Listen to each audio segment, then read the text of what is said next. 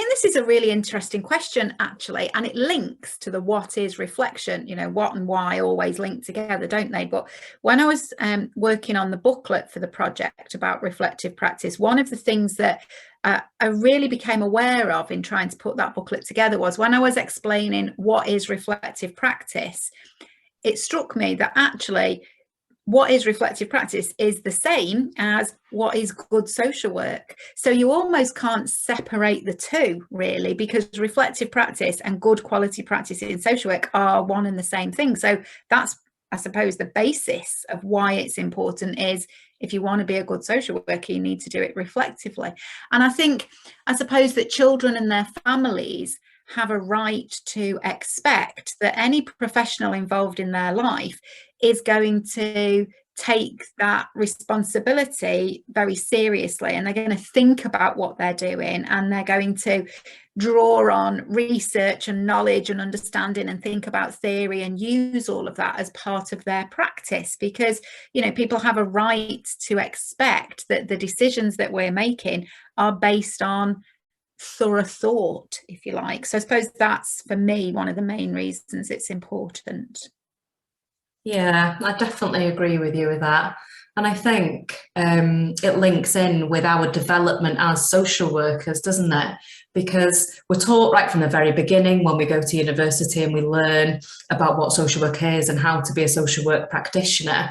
We're taught that reflection links to things like emotional intelligence, empathy, resilience, self-awareness.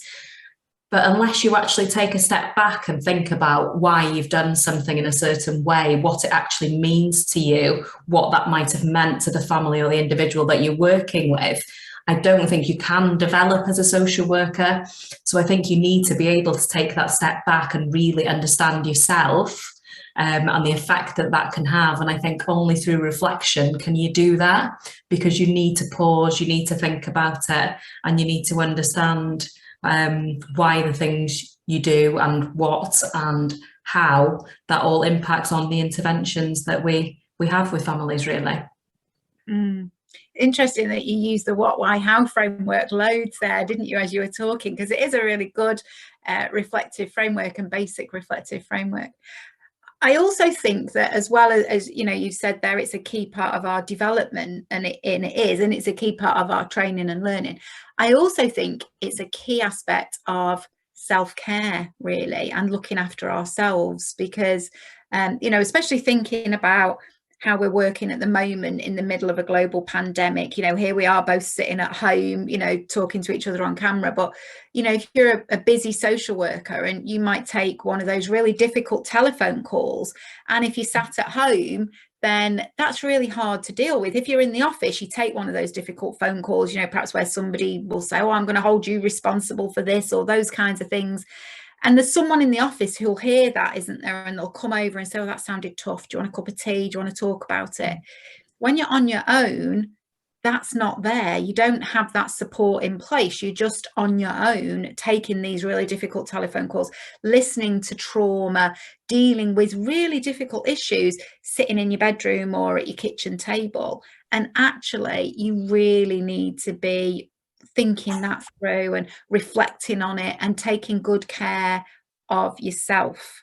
I know that you and I have talked quite a bit about moral injury as a concept, which is really just about that, I suppose, element of where the psychological distress that the work that we do can create for us. And I've been very worried about a sort of increased experience of moral injury in staff who are working at home and working in isolation. But what we know, all of the research around moral injury tells us that the one thing that can prevent moral injury or can mitigate how significant it is reflection and reflective supervision. So I think it's, you know, there's research there that tells us how important reflection is for looking after ourselves. Yeah, I would definitely agree with that. And I think we learned quite early on in the project, really, about reflection and reflective practice and how that would support workers on the front line. the project focus was obviously on the specific model to work with in child protection, and across the kind of children and families field. But I think we realised that kind of reflection was kind of underpinning everything, that we needed to provide space and thinking time for workers. And we kind of thought about how we could bring that in to kind of my role in the project to make sure that that was happening. Because when you're really stressed and you've got a lot on with work, it can be really hard to prioritise that reflective space and reflective time. And we talk a lot about prioritising in social work, I think. But for some reason, as social workers, it can be quite hard to actually do it because we think there's always something that's more important that we need to be doing. Absolutely. I think that takes us on to the next question as well, doesn't it?